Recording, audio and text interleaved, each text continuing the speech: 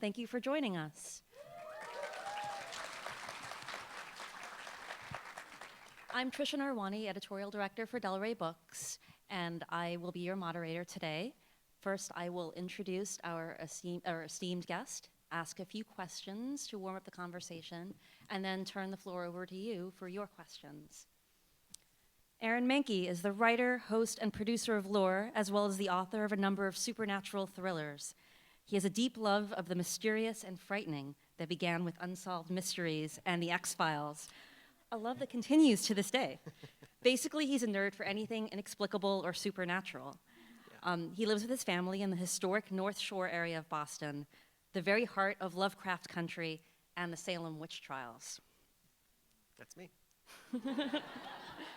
So all of us in this room are here probably because we share your interest in the dark, the peculiar, and the macabre.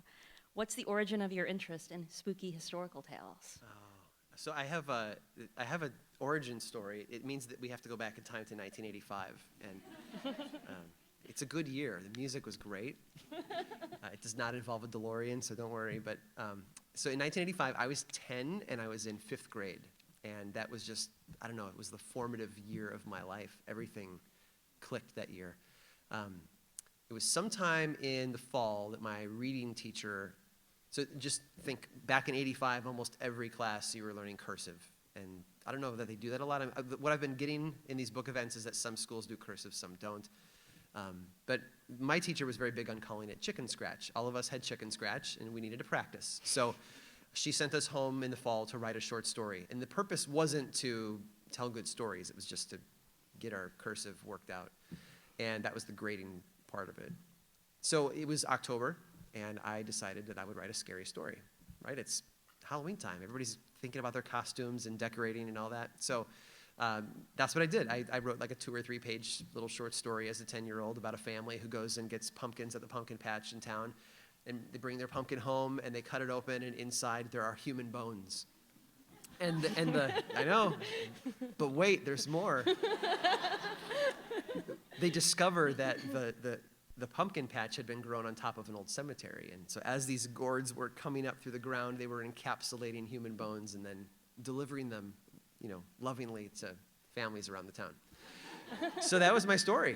And it wasn't good, but it was fun. And it turned me on to this idea of, wow, I can tell stories about creepy things. And I think I want to tell more stories. So that's where it all started. So you've been a master storyteller since 1985, basically. So you've been writing all these years, but what led you to create the podcast? Desperation. And it was an accident, if that helps anybody who's trying to pursue their creative endeavors and turn it into a full-time job. It was a complete and utter accident. So just file that away. I was writing supernatural thrillers. I was self-publishing them, which, as a lot of us know, is a real steep uphill climb. There's no marketing engine behind it at all. And so I'd put up 2 of them to maybe $5 a month in book sales, which I think was actually really good in the self-publishing world. There are outliers who make a lot more, but I think that's kind of the average. And I had written a 3rd, and I knew that I needed to sell a lot of it if I wanted to make it worth my time to write. I'd been writing since 5th grade, and it was always a hobby, but the business that I had been running, I was a freelance graphic designer, been doing that for 7 years, and it had started to really tank. I had exhausted all of my networks of clients, and so it was just, because it was word of mouth, that was all it was. And I needed income. We were taking on debt, and I couldn't justify spending 2 or 3 hours a night writing a novel if it wasn't going to earn me any money. I could take on more work somewhere else doing that. So I thought, well, all right, I had the book done. I need to at least market this book. So let me build an email list. I had 60 people on my email list. Even if all of them bought the book multiple times, it wouldn't cover my bills. So I thought, well, I just need to grow the list. I'll create this thing of historical details that I had been researching and kind of weaving into these supernatural thrillers, bits of local spooky history or folklore. And I had filed a lot of extras away in Evernote. And I thought, well, why don't I put 5 of my favorites together into this PDF? And I'll call it my 5 favorite New England myths. Really original. And the goal was to write them all, hit export. You'd get a letter-sized PDF, and then if you gave me your email address, I would give you the PDF. But when I got to about 10,000 words, I realized that that's really hard to read on a phone. Because that's where most people, if they grab a PDF off the internet, they're going to read it there. But they don't format to your screen like a Kindle or an ebook. You have to pinch and zoom and turn your phone and double tap and all that stuff. And it's frustrating. And I realized that I'd created a not valuable gift for a valuable thing in return, your email address. So I clicked on the file and I dragged it to my trash can. And I gave up. I was going to quit writing forever. After 30 years of it, I was done. But right before I let go of the icon, there was this light that went off above my head. And I remembered that I do all of my reading through audiobooks.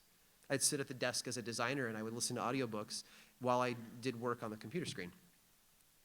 So I thought, well, why don't I just record these stories as audiobooks? So I tested it out with one, figured out how to make all that work, and then I put some music under it because the audio quality was horrible, utterly horrible. It still is, because what I'm talking about is episode 1, like literally. But I sent it to a buddy of mine, and I said, here's my grand plan. Should I do it? And he said, no.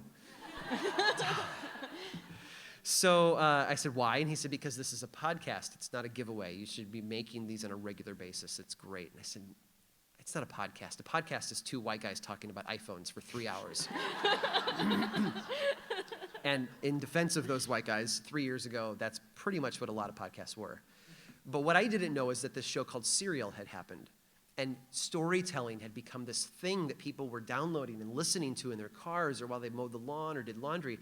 And I didn't know this, but Seth did.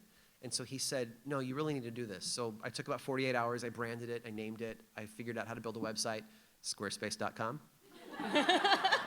/lore, offer code lore. They didn't pay me to do that today. And then I connected it to iTunes and launched it. So again, like fell into it accidentally. Right. But we're all so grateful to your friend. I send him a gift every year in March on the anniversary of the show, just to thank him. Yeah.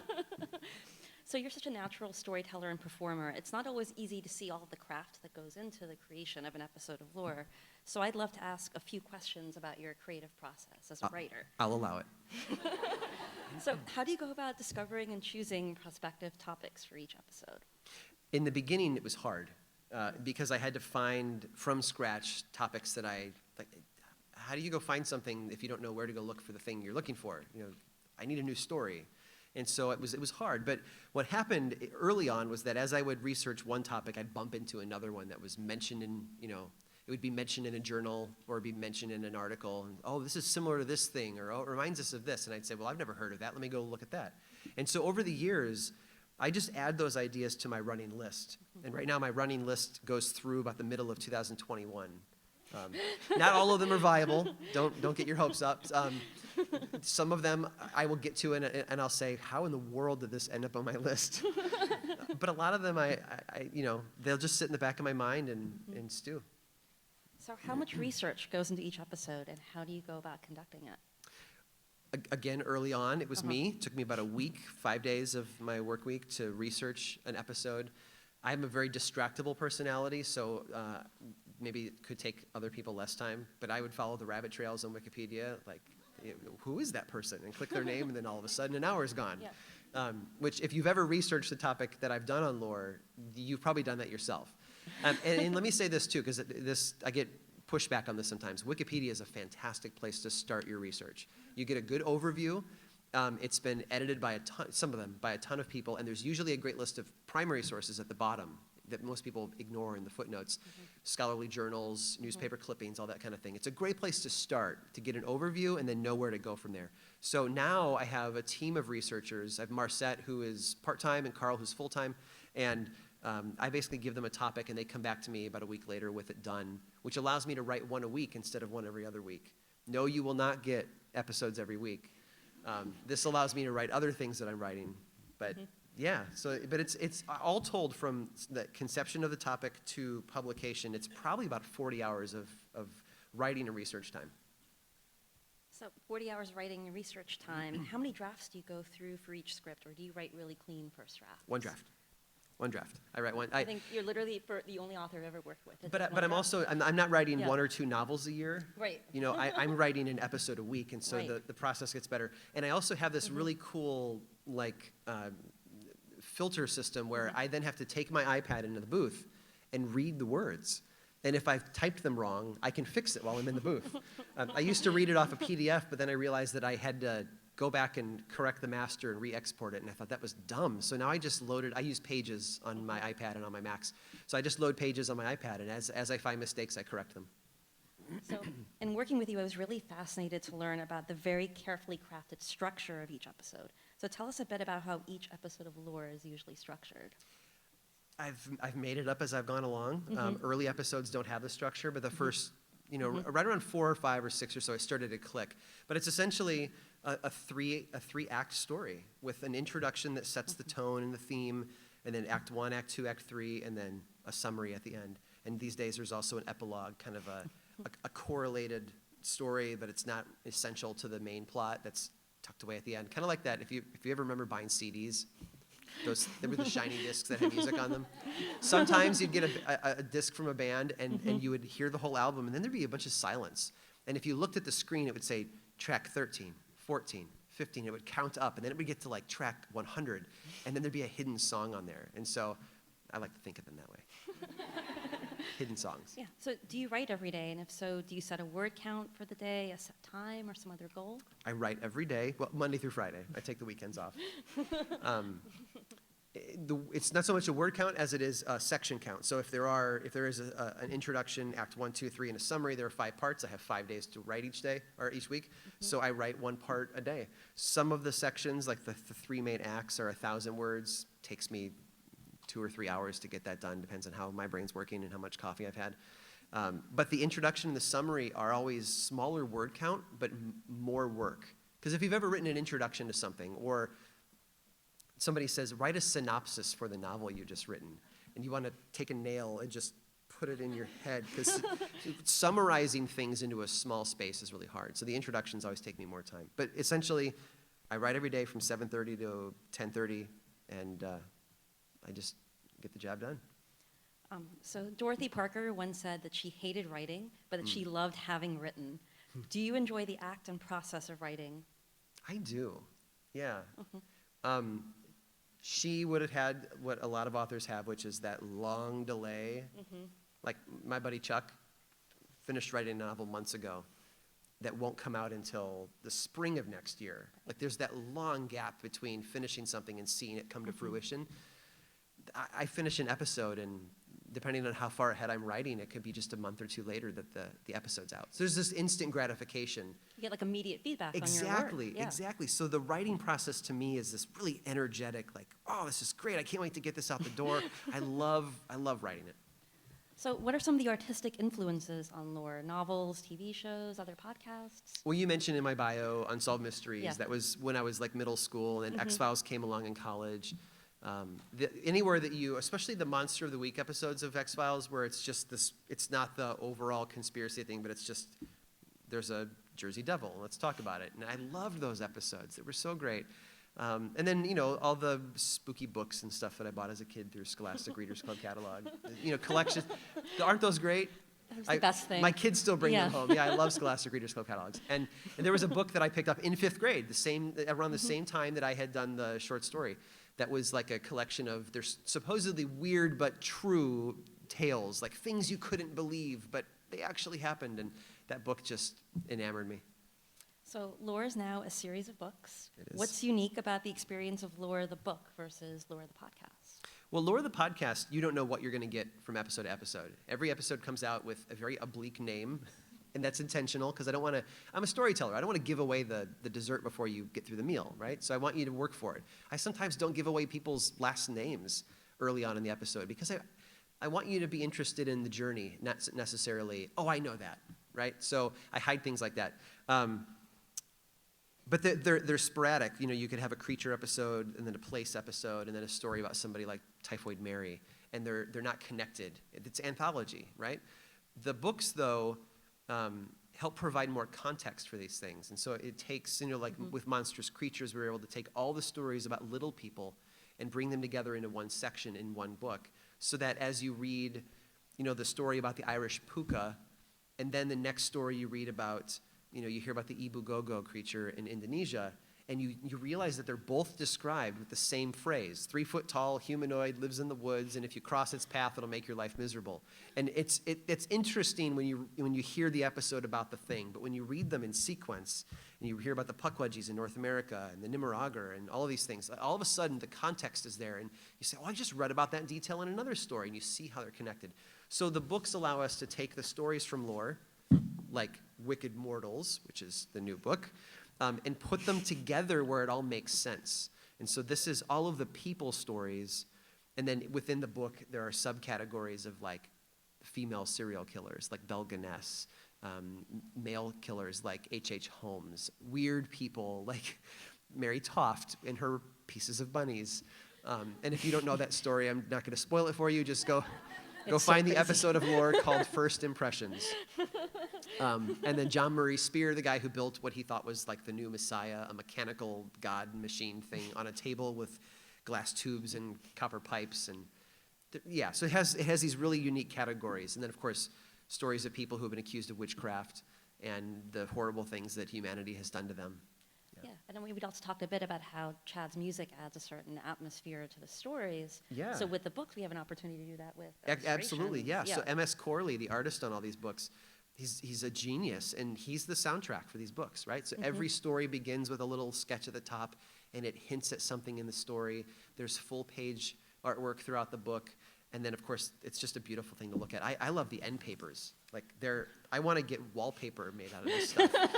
And each book's end papers are not just colored differently, but the items on them are different, too. So it's fun. So Yeah. lore is also a television show. It is. What are some of the challenges of translating lore to a visual medium?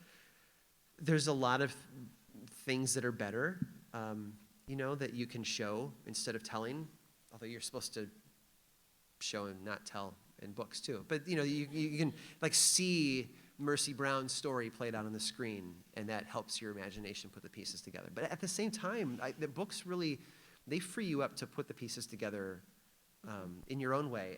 And TV shows also take away some of the work from viewers, because they're leading you from place to place. With a book, you have to do some work and connect the dots. Like I said, that context stuff, knowing that there were common elements in all these different stories, you have to work for that. So they have pluses and minuses.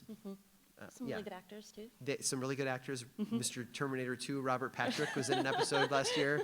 We're filming in Prague right now. I just got the photo this morning that they wrapped filming, so they're done. The photo of the whole cast and crew together. So that's done. And yeah, it's exciting. Yeah, you even got to visit that set. So what was it like to see your world come to life in front of you? Guys, I can't express how surreal it is. I mean, like I said, I fell accidentally into lore, and then it's a TV show, and then I get to fly to Prague, and I got to put on a costume and makeup and be in an episode with dialogue. It was very cool. I had my own little. It's a Hitchcock moment, I think, is the term for it. But Stephen King has done it, and M. Night Shyamalan has done it, and I don't know if non-scary people have done it, but I'm doing it. So I'm in an episode this year. I have one line. I'm probably on screen for a minute. That's about it, but I'm there. And it's so surreal to see the money being spent, the talent being brought in. I mean, it's amazing. It's so cool. Yeah. So lore is this massive multi-platform phenomenon. Why do you think so many people are fascinated by scary stories? Well, I mean, scary. We live in this really connected world where it seems that we are not alone like we used to be pre-internet, but I feel like people are more alone than they used to be, or it's harder to feel, right? And scary is a really powerful emotion, and I think people really like to experience that. But stories in general, too, a lot of the stories in lore feel like an echo of the world we live in today. That 300 years ago, this was taking place, and guess what? We actually haven't gotten better as humans. And I think that there's some solace to be taken in that it's okay. They had those same problems, and they got through it, and we're going to get through it too. So that's one of many reasons, I think, why story is just so powerful. We're all gathered around the campfire. Well, that's right. Yeah. The campfire just now is the glow of your phone screen, but we're still sitting around the glow. For a lot of people, I mean, when I put an episode out, a quarter of the people who will ever download it, it happens in the first day, right? And so you think about all those people at some point around the country there are 2 people listening at the same time, and I think it's magical. So has studying folklore in such a deep way given you any insight into human nature? And how terrifying is it being so close to humanity's darker side?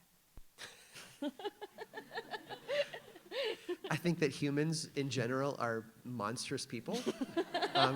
Not you guys though, because you're awesome. But on a weekly basis, I'm living in the heads of people who've done some pretty horrible things, or people who've had horrible things done to them, or people who tell stories about horrible things as an excuse to explain why horrible things are happening. You know, you think about Bridget Cleary, the Irish woman who was burned alive because her husband thought she was a changeling. And changeling folklore was a really great way to explain away why people, you know, had drastic personality changes or were constantly sick all of a sudden, colicky babies and husbands that no longer liked you and like things like that. Seriously, it's like the changeling became the excuse.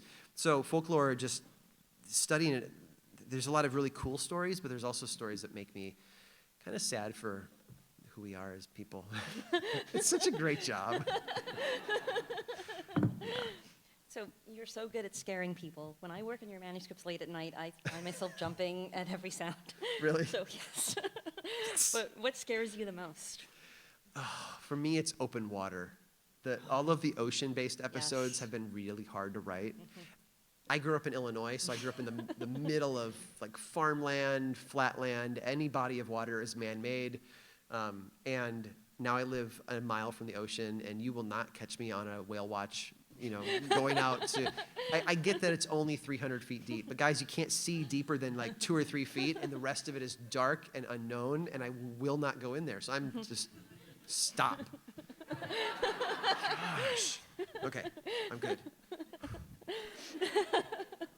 So for those fans in the audience who haven't yet experienced lore, you should go download an episode right now. Do you have a favorite episode or an episode where you recommend that new fans start? Well, that's the beauty of Yeah. the podcast is you can jump in anywhere. If you start at one and work your way to the current episode, what you'll experience is a painful march toward better quality. And mostly like equipment and me learning how to be a storyteller on the mic. So you'll hear that I talk a little bit differently now than I used to. It sounds better. Around episode 7, I bought a new mic. So there's that. Or you can start now and work backwards, and it's kind of like watching somebody get old and die. But I would say a great episode to start with is episode 12. Just think of a dozen, 12. It's called Half Hanged, and it's the story about a woman named Mary Webster who lived in western Massachusetts in the late 1600s, and she was accused of witchcraft, and the events that play out they're powerful, they're tragic, they're victorious, they're beautiful, they're sad. It's a favorite episode of mine. I think it's one of the first episodes where like the theme really clicked, and it just made sense. Yeah. Yeah. Yeah. So before we move to the audience Q&A, we have a little treat for you. Aaron is going to perform a story from the new book. You need to imagine that Chad Lawson is behind me playing piano. Otherwise, it just doesn't work. Because if you haven't heard Laura, it's basically me telling a story, and there's some really good music in the background, just setting a bed for me to, yeah. And speaking of Mary Webster and the story about somebody accused of something and the tragedy and how it kind of reflects the world we still live in, this is a shorter story that you won't find on the podcast, but it's in the book, and it's one of my favorites for the very same reasons. So this is Rise Above. It's amazing how easily people are drawn to simple answers. Complexity just isn't as much fun. Maybe complexity offers us less hope. Or perhaps it just reminds us of how small and powerless we are on this giant rock. Simplicity is the opposite of all of that. When a tsunami crashed against the coast of an island 1,000 years ago, it was easy to believe that the gods were angry and punishing its inhabitants. The truth is a lot more complex. Tectonic plates, earthquakes, seismic waves, and all of that, and therefore a lot less easy to grasp. Simplicity is sexy. So it should come as no surprise that much of folklore is an engine that runs on the power of simplicity, and no topic represents that more fully than witchcraft. As we've already seen, whenever something odd or unexplainable happened in our community, the conclusion was easy to reach. Someone in town was a witch. That's the world that Grace was born into. She was one of the early settlers of Virginia, the daughter of a Scottish carpenter and his English wife. Unlike her parents, though, she was born here in the New World. In 1680, Grace married a local farmer, James Sherwood. Her father gave them some land as a wedding gift, and the couple settled into life there on their small farm. A year later, her father passed away and left her the rest of his property. Nothing extravagant, but 200 acres was still something. The stories say that Grace was unusually beautiful, tall, and full of laughter, the sort of woman who stood out in her Puritan English colony. She turned heads, which probably didn't go a long way toward helping the neighbor ladies like her. Still, life needed living. She and her husband James raised 3 sons there on the farm, but it was hard work. Everything was hard work in the late 1600s, though. It was hard work to stay healthy, to work the land, to fill the bellies of 3 hungry, growing boys, and to please everyone around her. Life was hard. Grace spread herself thin, too. She had all the normal roles that came with being a wife and mother, but she also helped out in the community as a midwife. Part of her garden was even devoted to a large number of medicinal herbs, and she used them often to help others with illness or pain. Some people didn't care for that. It smacked of dark magic, of someone who was playing with the natural order of things, and it was not a major leap of logic to assume she was fluent in spells, too. So when one of her neighbors, Richard Capps, claimed that Grace had killed his bull with one of those spells, they went to court. Thankfully, the evidence was non-existent, so the case was dismissed. James and Grace sued Capps for defamation, but they lost. A year later, in 1698, it was John Gisborne's turn, only this time it was his pigs and his cotton crop that she had bewitched. That case was also dismissed, and Grace lost another lawsuit for the slander. Later that year, it repeated again when Elizabeth Barnes accused Grace of transforming, get this, into a black cat that entered her home through the keyhole. I'm not sure how that works. Grace somehow lost the slander case as well. And each time it happened, she and her husband were forced to pay the court fees, which only served to drive them further into poverty. And then, in 1701, James died, leaving her vulnerable to future attacks. 4 years later, it happened again. Her neighbor, Elizabeth Hill, physically attacked her, and maybe because of the bruises and scratches on Grace's body, this time she was able to win her assault case against Hill. She walked away with the equivalent of about $200 in today's currency. But she also ticked off a few people in the process. A few months later, Elizabeth Hill returned, blaming her recent miscarriage on Grace, and the women went to court. By March of 1706, 2 separate juries were called to serve in the trial. One was sent to Grace's home to search for evidence of her witchcraft, while the other was tasked with examining Grace's body for witches' marks. On March 7th, Grace was stripped naked by 12 local women who examined her from head to toe, looking for dark spots or raised parts of her skin. You know, things we might call moles or freckles or skin tags. And surprise, surprise, they found some.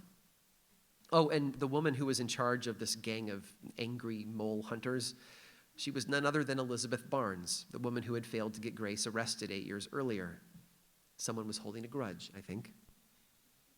I won't bore you with the court details. There were more trials, there was a bit of controversy, and a clear lack of solid evidence. And yet, the judge felt that something had to be done. And so on July 10th, Grace Sherwood was taken to a plantation at the mouth of the Lynnhaven River. A crowd gathered that day to watch as Grace was stripped naked and examined again by the group of women. This time, though, they were looking for tools that Grace might have hidden on her body because they were about to do something insane. They pushed her into a boat with the sheriff, and he rowed it about 200 yards out into the water. Then, after her hands and feet were bound to each other and a 13-pound Bible was tethered to her neck, she was brought to the side of the boat. Their logic was about as solid as a cloud and should sound insanely familiar to fans of Monty Python. If she floated, she was a witch. Drowning was the only acceptable proof of her innocence. Grace Sherwood plunged into the dark waters of the Lynnhaven River around 10 a.m. on July 10th, 1706. And like so many women before her, this was the end. That delicate balance of life and death hinged on the crazy notion that witches were so immune to Christian baptism that they actually floated. And so, with a firm shove, into the river she went. But Grace was stronger than the fear that filled her community there in Virginia. As her body sank into the depths of the river, as the shock of the cold water on her naked skin and the burn of her lungs overwhelmed her, she fought back. She managed to untie herself and shrug off the weight of that enormous Bible. And then she swam free. It was, of course, a sign of her guilt, so she was thrown in jail the very same day. She beat part of the system, only to fall prey to the rest of it. It's twisted and wrong, I know. But to the people of her community, it was simple logic. And simple, as we've seen, is a lot easier to believe. Grace appears again, roughly 8 years later. That's when most historians think that she was released from jail. She reclaimed her property, paid her back taxes, and then settled into life alone. Her boys had all grown up and moved on, and it seems that the accusations were gone as well. The rest of her life was relatively quiet, and I can't help but imagine that she was glad for that. She passed away in 1740 at the ripe old age of 80. I like Grace. She managed to do something that few others had done in her era. She faced a test designed to punish the innocent, and she got away. And yes, our world is full of dangerously irrational people. People that allow hate and jealousy and their own deep insecurities to drive them toward monstrous actions. But maybe that's not the inescapable prison that it appears to be. Maybe, like Grace Sherwood, we can rise above it all and swim to safety. One can only hope.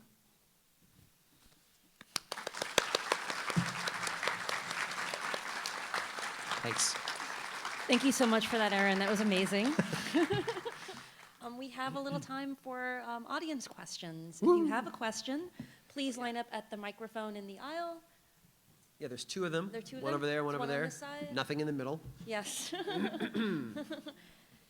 And we also humbly and gently suggest that your questions be questions rather than comments. Yes. Thank you. They're easier to answer that way. Yes. All right. Looks like you're first at the mic. Yeah, go for it. Hi.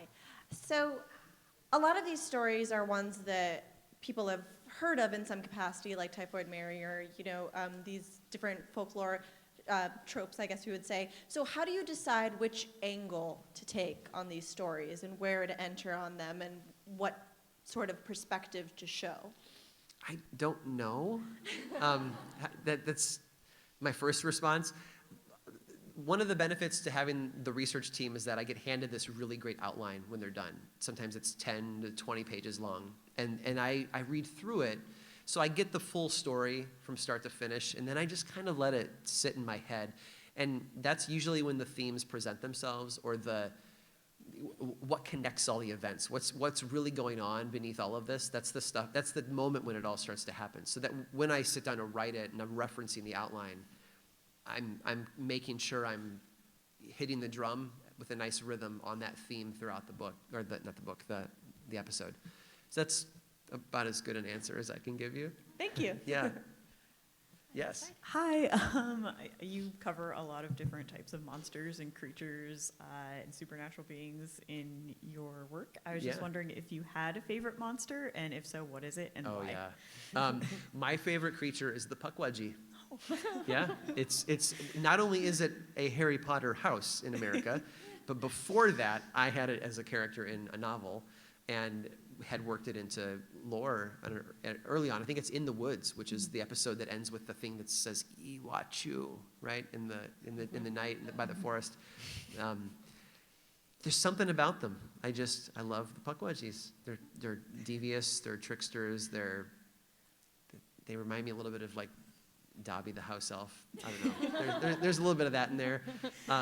My favorite movie is actually The Village by M. Night Shyamalan, which is, It's a good one. you can think about it as like one of his movies with a twist ending or a scary movie, but it's really a movie about folklore and community and how we tell stories to keep people in line or to make them do certain things. And the creature in the village, I think, is modeled after the Pukwudgie. The Pukwudgies are small, but they are also described, especially in northeastern Native American folklore, as having porcupine quills on their backs. And if you think about the creature from the village, it is a man-sized creature with porcupine quills on its back. So someday I'm going to pin M. Night Shyamalan in a corner and say, you don't know who I am, but you got to tell me if this is connected to this. Because the Algonquin tribes extended down into Pennsylvania, where he films all of his stuff and sets all the stories. So there's a long-winded answer to that. Thank you. You're welcome. Yes. Hi. So as a former educator and a librarian, I tell my kids all the time that the bottom of Wikipedia, if they go down, they can find the sources and go straight there. Yep. But when you were researching, do you and your team use any sources really consistently? Where do you find a lot of your information aside from that more primary source material? It's very inconsistent because different topics have different personality, for lack of a better word. Like, if you did an episode on a city, you'll lean really heavily on newspaper clippings and stories written about a town, as opposed to something like Typhoid Mary. There were a lot of scholarly journals that we read, things about isolation and the healthcare system of the late 1800s and things like that. So it always depends on the topic.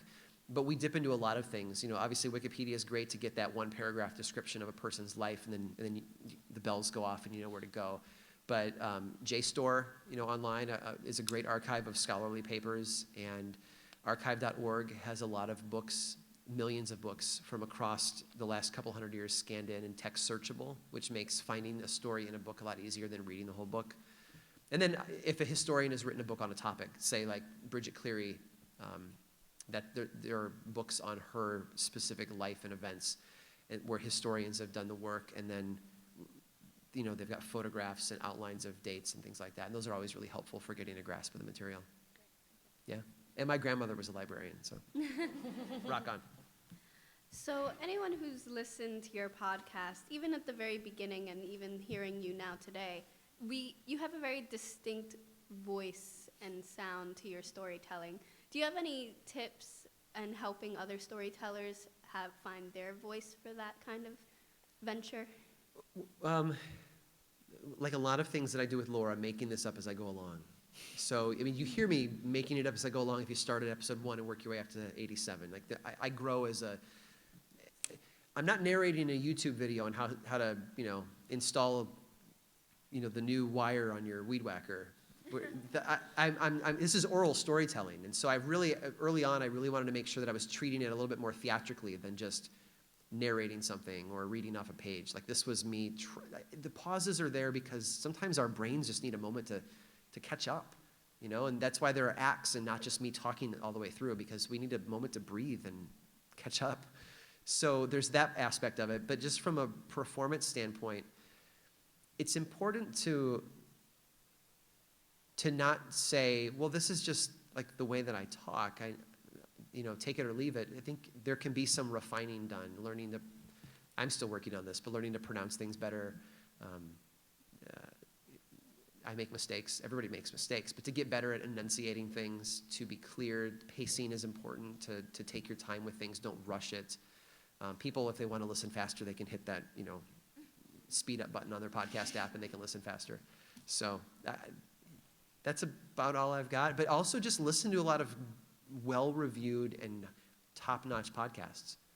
Go listen to, people make fun of the NPR voice, but go listen to some NPR shows. Go listen to 99% Invisible from Roman Mars. Go listen to The Illusionist with Helen Zaltzman. Go listen to great shows with great narrators or speakers and learn from them. Yeah. Let's jump over here for the next one. Hi.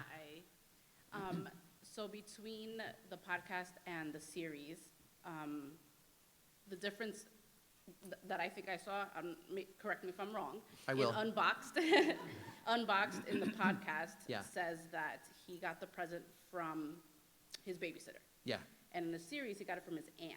right. Is it because it's later you found different information? That's exactly what it Okay. is. Now, I will say sometimes TV just changes history to make it more entertaining. Okay. I know, shock, right? Like, what, they lie to us? They do. But that was a case where, I mean, we have Emmy award-winning documentarians who work on our show. And so they do due diligence. They know what they're doing. And they were looking into where the doll came from because they wanted to build replicas. They were trying to find, what is this thing? Was there a manufacturer? And it turns out that Robert the Doll is 3 feet tall because he was a window display in Europe. And you could go inside and buy smaller Robert the Dolls. Why you'd want to do that, I don't know. But they just carry smaller knives, I think. So that's what they found out, is that had, and so that led them on the hunt of, well, his nanny, you know, essentially one of the slaves in the house could not have, she wasn't in Europe, but his great aunt traveled all over Europe, and more than likely she was the one who found it and brought it home. So you think that the series would have, I guess, better information than your earlier podcast? Most of the stuff that's in the TV episodes is echoing what's in the podcast, but from time to time they find something that they tweak we now have better information, and they add to it, yeah. Okay. Thanks. Thanks. Hi. Hi. So there have been a couple of episodes like Black Stockings or now I'm forgetting the term for it, but when they drilled into the brain. Oh, yeah. The Yeah. transorbital lobotomy. Yes, that were very I had visceral reactions to, which I think is a lot about the story, but also your storytelling. And I know that you said that the episodes out on the water have been hard for you to write, but have there ever been any stories that you've read that you had a visceral reaction to? You know, Covered Mirrors is the story of the Belisca axe murders.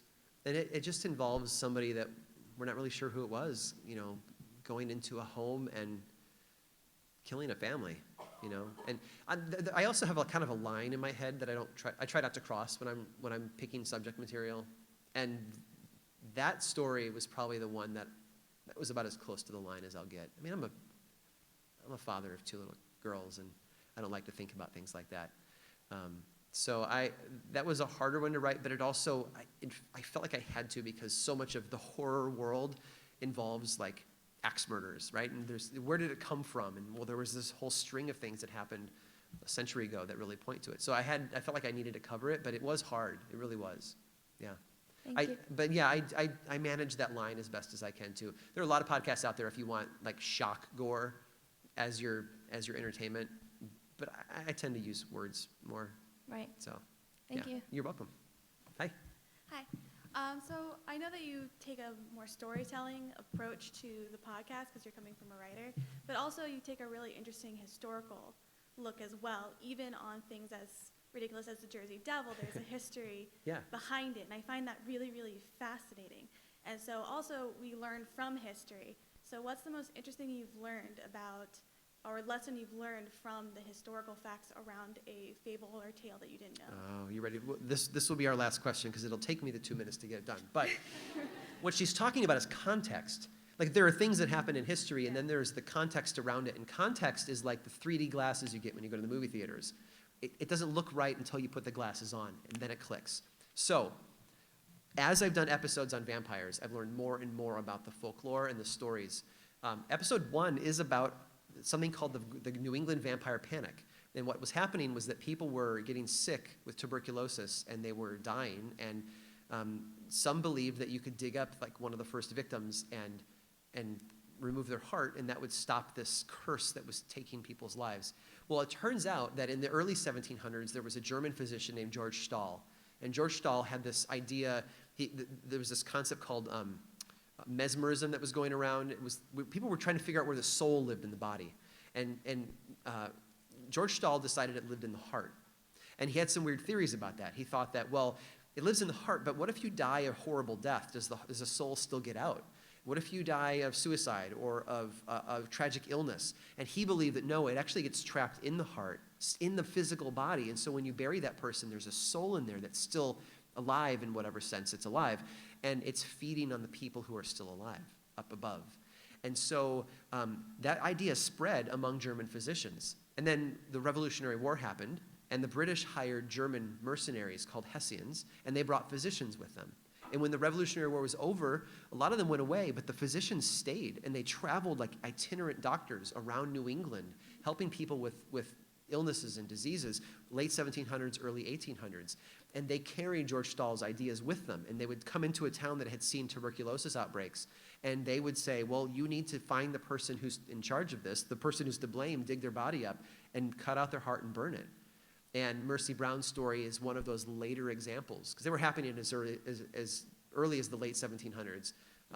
Henry David Thoreau wrote about one in his journals, but it explains why they were doing this really weird, bizarre thing. All that context to explain a creepy story. And it's my favorite bit so far, I think. Thank you. Thanks. So regrettably, that's all the time we have today.